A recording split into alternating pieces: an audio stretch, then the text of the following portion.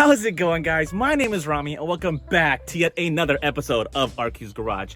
Now I know what you're saying. 1, baby face, I'm feeling something new. 2, Indian's hat. Yes, got a bad hair day, so we're switching it up a little bit. And got the beautiful scenery here. It is a beautiful 80-degree day in Ohio and we're just enjoying this awesome weather. So in today's video, I'm going to be talking about my 2 theories on how to safely speed on the highway. I'm gonna preface this right in the beginning. Speeding is illegal. You can definitely get a ticket if you speed, but these are my Rami's rules on how to safely speed. Now we know we have the speed limit, 65 miles an hour, 70 miles an hour, some places even 75 or 80 miles an hour. And for my UK friends out there, we're talking about kilometers an hour. So kind of utilize those numbers and substitute in when I'm talking about miles per hour. If the speed limit says 70 miles an hour, I mean, you're driving, your parents are driving, you're in the car with a friend driving, nobody, either you or people around you, specifically follow the number. You're either driving a little bit faster, driving a little bit slower. Some people do follow the exact limit, but we all know it's not that realistic. Theoretically, let's say you're the type of person who drives 65 miles an hour, puts it on cruise control, and never leaves that specific number. In all honesty, a car cannot stay at one specific speed at all times. The computer is working at milliseconds. There are so many forces that are exerting onto the car, whether we're talking about gravity, airflow, even acceleration, where it's gonna tell you you're going 65 miles an hour, where theoretically you're going 65.22 or 64.99. It's always gonna fluctuate. It's never gonna be a consistent line. Engineering aside, math aside, I'm gonna give you my 2 rules of thumb on how to safely speed on the highway. And again, we're not talking city, and we're not talking neighborhoods, we're talking highway speeds. So are you ready? Cause I am. Let's get after it. So my first rule for speeding, I'll call it my 7 rule. You can go 7 miles an hour over the speed limit or 7 miles an hour below the speed limit, right? So here's an example. Let's say the speed limit is 70 miles per hour on the highway. I personally believe, and again, these are my rules, so you can follow them or not, but this is what I think. I think you can go 77 miles an hour on that 70 zone or 63 miles an hour in that 70 zone. If you're going 7 miles an hour above or below the designated speed limit, I think you're gonna be safe.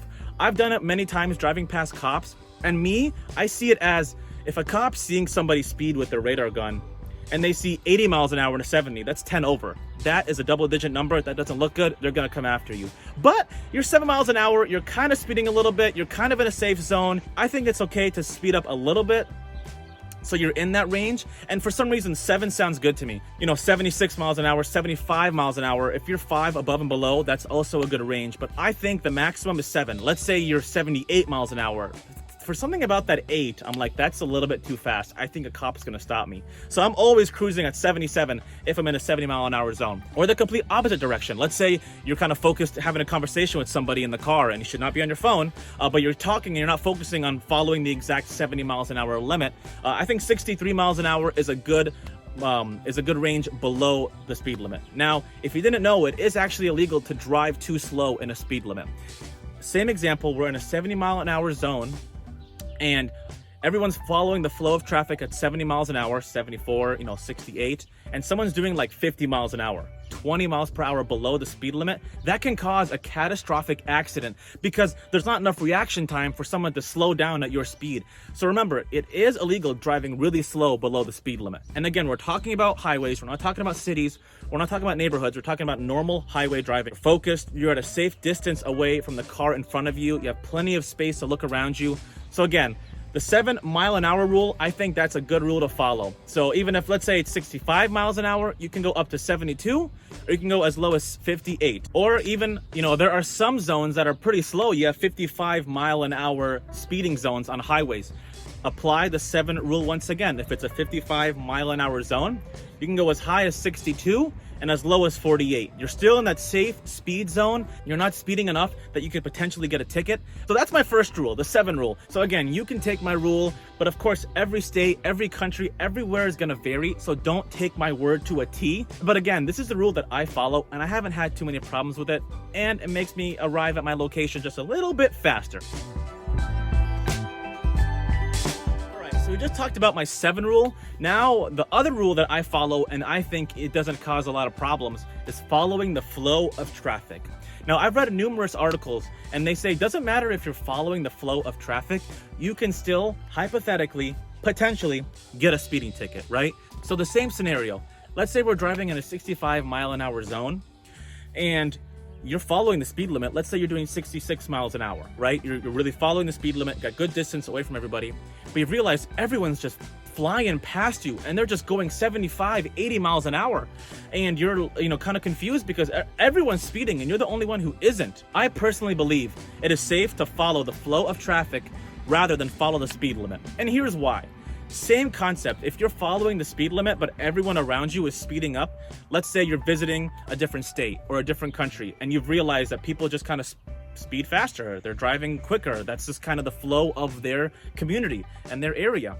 You can follow, their laws or their rules. And again, it's not a rule or a law, but it's kind of the unspoken truth of what's happening.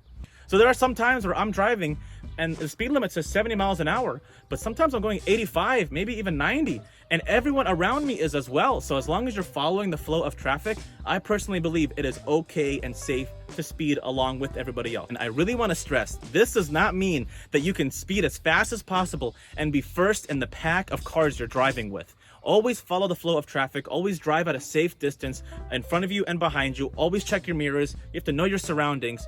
But again, if you're driving in a zone where everyone's kind of speeding up together, I think it's okay to follow that flow of traffic. Now, before I close this video, I actually have a shot of myself driving through a construction zone. This is where it is absolutely crucial that you should not be speeding at all. I'm a firm believer on safety, always having your seatbelt, always having your mirrors adjusted properly, being less of a variable for the people around me. If there are construction workers working on a highway and the construction zone took you down from a 75 to a 65, I will follow the construction zone speed limit at all costs. I am not a firm believer on speeding in construction zones. I really believe you should really follow the law when it comes to that, because you could have people working around you. There's construction, there's machinery, there's different materials like concrete or rebar. Who knows what could happen? So it's always safe to really slow down in those construction zones when you're driving on the highway.